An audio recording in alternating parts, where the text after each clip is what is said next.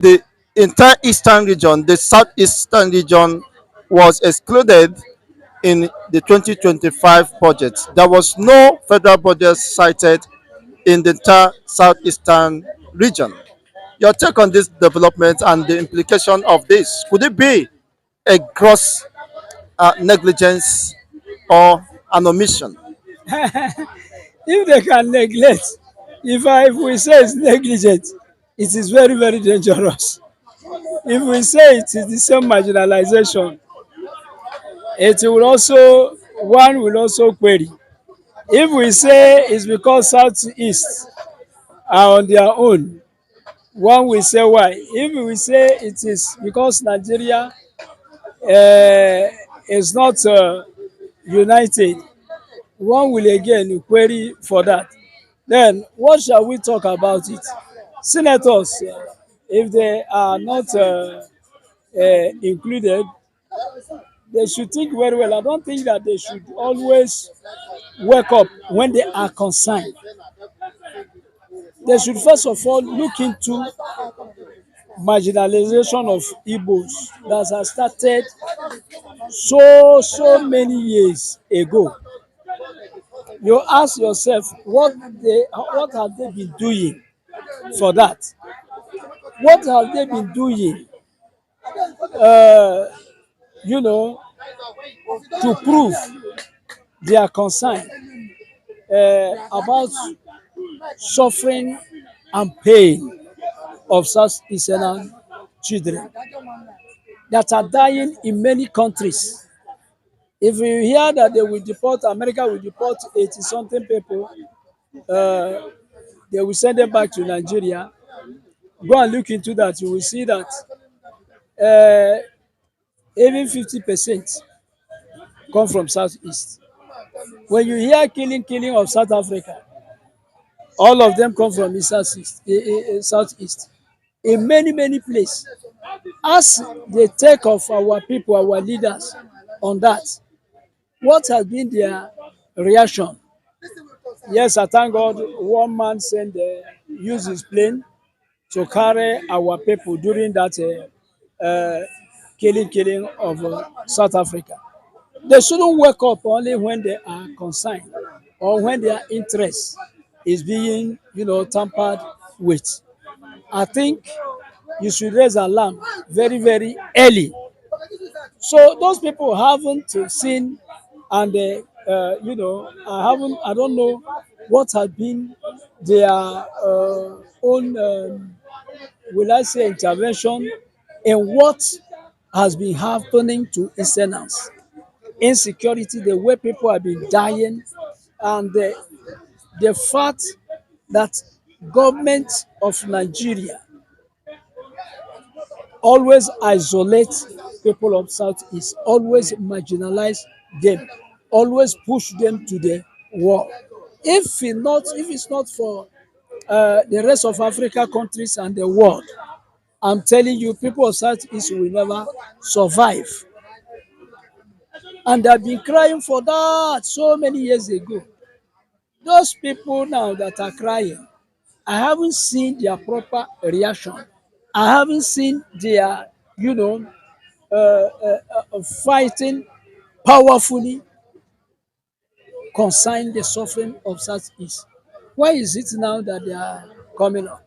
So when we are talking about negligence, or that's why I say, if we say, it is the same marginalization that is on, and if we say, it is a way to tell them you are not Nigerians, go and find your way. Somebody may query us for that. Because you can't tell me that such important project Southeast they can ignore Southeast. In a national budget. In a national budget. Is it not funny? Is it not to tell you that, listen, if you don't know it, you know it. We don't know you, you are not with us. Find your way. I think that all those people. Exactly. That's the best way of telling them find your way.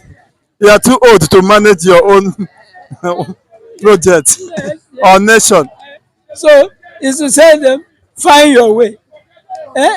You can't tell me that this thing will happen in America or happen in Britain. It can't happen in France. Anywhere that such thing happen, oh no, there is no other word because people of Southeast have been agitating for so long. They have been agitating, they have been complaining, they have been, addressing. This is what we are going through, and everybody seems to ignore it. And today, there is a proof. There is a proof. For the agitation, for the marginalization has been officially endorsed that they are being targeted and suppressed by the government of Nigeria. So those who went to see Mr. President, I don't know why they went to see Mr. President.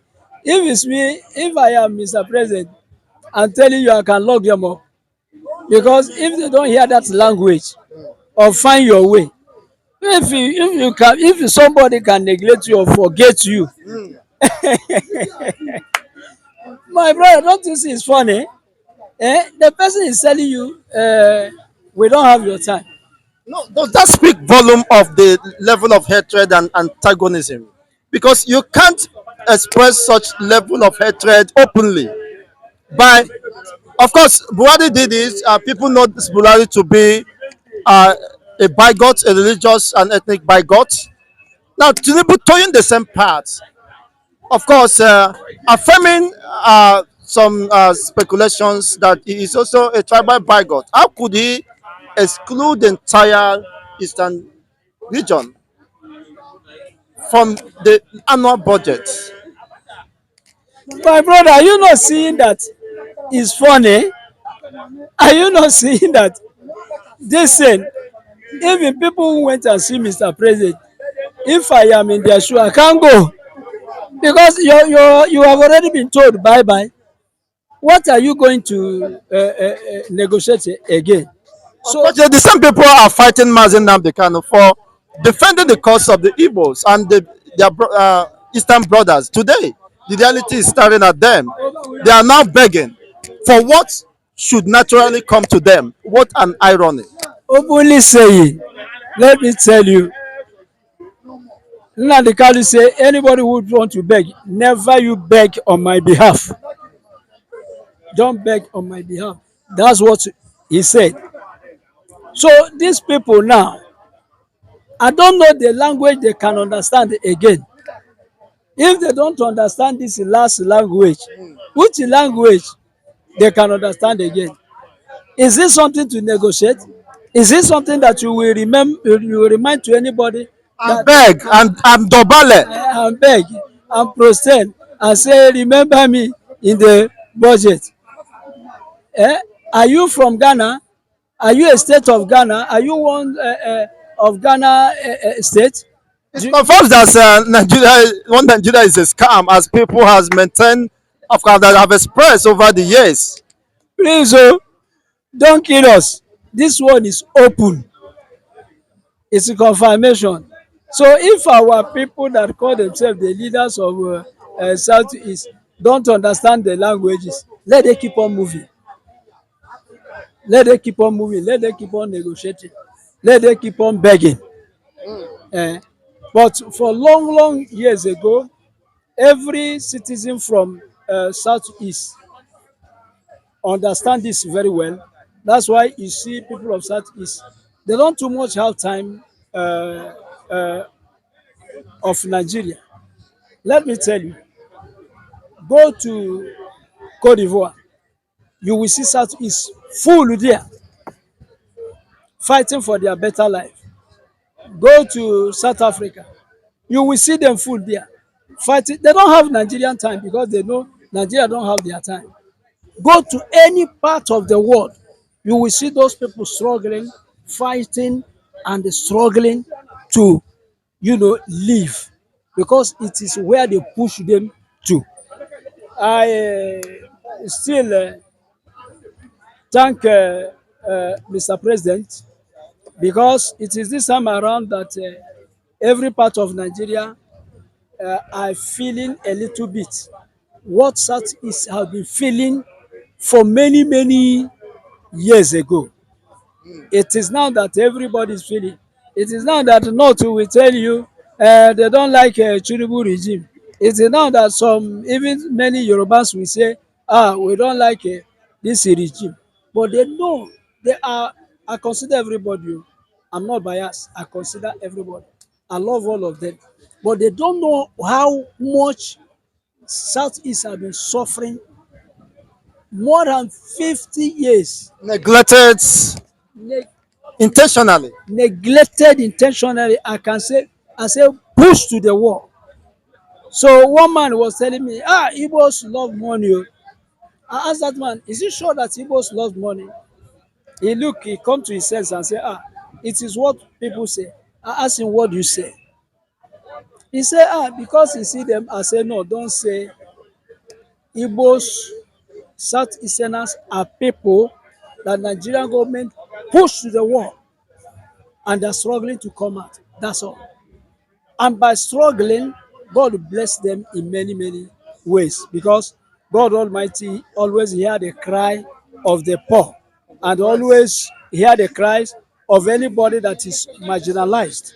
If you are marginalized, don't cry too much. Just call on God. He will intervene.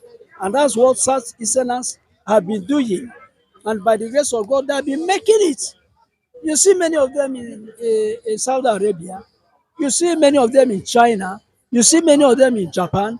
Mention a part of the world that marginalization did not push them to. It become a proverb that say, when you are pursuing a little bird, you simply teaching that little bird how to fly. So the way Nigeria have been pursuing people of Southeast taught Southeasterners how to fly, and they have been flying, and they will continue to fly.